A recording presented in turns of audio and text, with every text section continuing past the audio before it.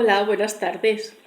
Bueno, pues ya hacía tiempo que nos contaba cosillas por aquí, ¿no? Debido a que he estado un poco ocupada, he estado enviando unos relatos a varias antologías, de las que estoy muy contenta de haber participado porque he aportado mi granito de arena, sobre todo para la causa tan bonita para la que era una. Pues bueno, me apetece mucho hablaros del género policíaco porque es el género en el que yo me desenvuelvo mejor. De hecho, mi novela El mal que habita entre nosotros es una novela policíaca ambientada en la actualidad. Bien, vamos allá, vamos a hablar del inicio, de los principios de la novela negra. Primero vamos a hablar de la escuela inglesa, que es desde donde parte todo. Encontramos a un detective metódico, un ejemplo muy claro sería el Hércules Poirot de Agatha Christie, donde pertenece a la sociedad alta, usa métodos muy metódicos, muy lógico todo, y no usa para nada la violencia. Los crímenes en los libros se suelen perpetuar en la sociedad alta. Después surgió lo que es la novela negra, ¿no? En Estados Unidos surgió lo que es la novela negra, otra vertiente. En la novela negra sí se usa la violencia, es un ambiente más sórdido, se ambienta en los bajos fondos, se utiliza el lenguaje de la calle y el lector o lectora de novela negra pide un lenguaje callejero, no pide muchos adornos ni muchas florituras a la hora de narrar. El detective o policía, o la detective o la policía, sí usa la violencia para conseguir la declaración del asesino o de la asesina, cosa que en la novela inglesa, en la escuela inglesa, perdón, no existe.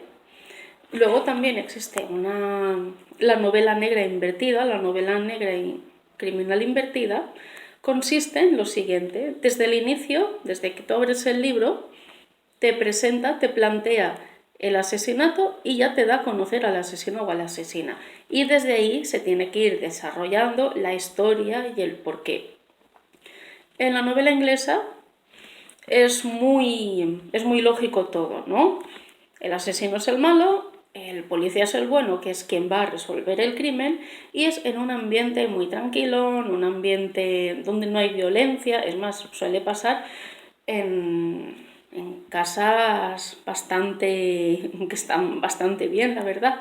Si os habéis leído las novelas de Agatha Christie, la mayoría de la ambientación de sus novelas son casas que pertenecen a clase alta, a barrios que están bien.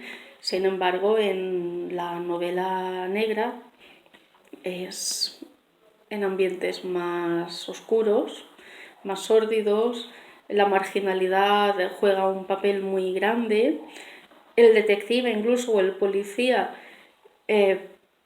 es, como digamos, también pertenece a ese mundo, viene de superar unos traumas, ya conocéis a muchos también. Después, ¿qué pasó? Pues a lo largo de los años la novela fue evolucionando y hoy en día conocemos lo que es la fusión.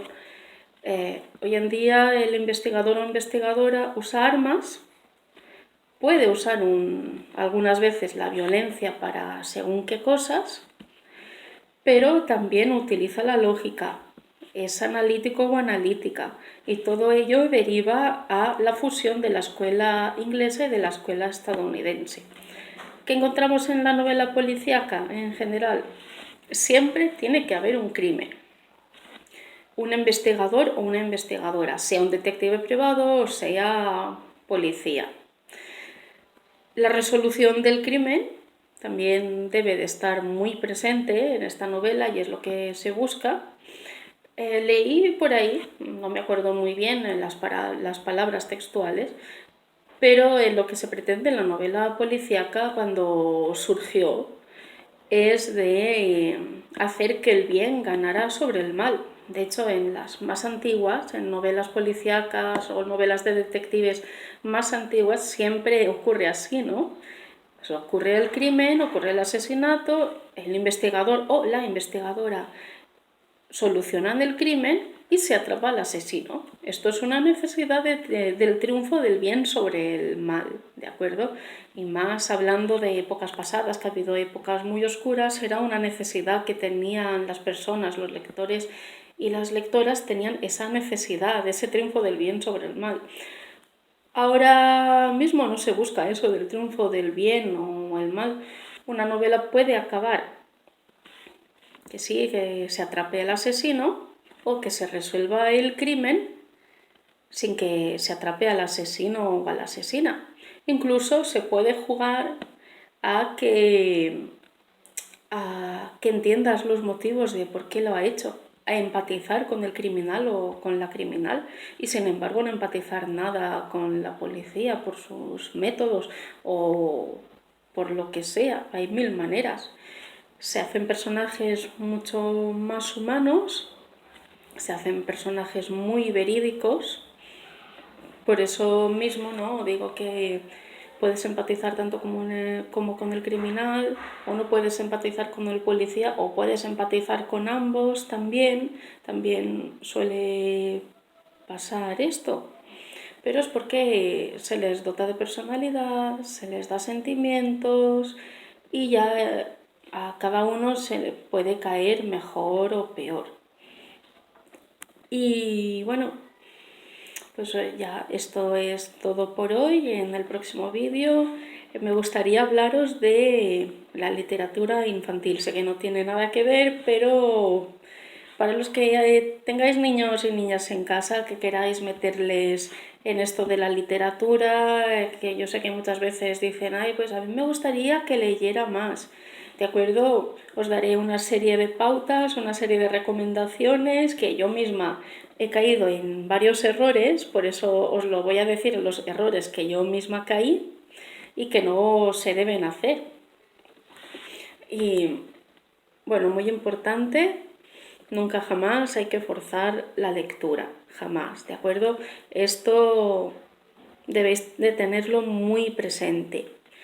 Y bueno, criaturitas, esto es todo por hoy. Muchas gracias por haberme escuchado este ratito y nos vemos en el próximo vídeo. Chao.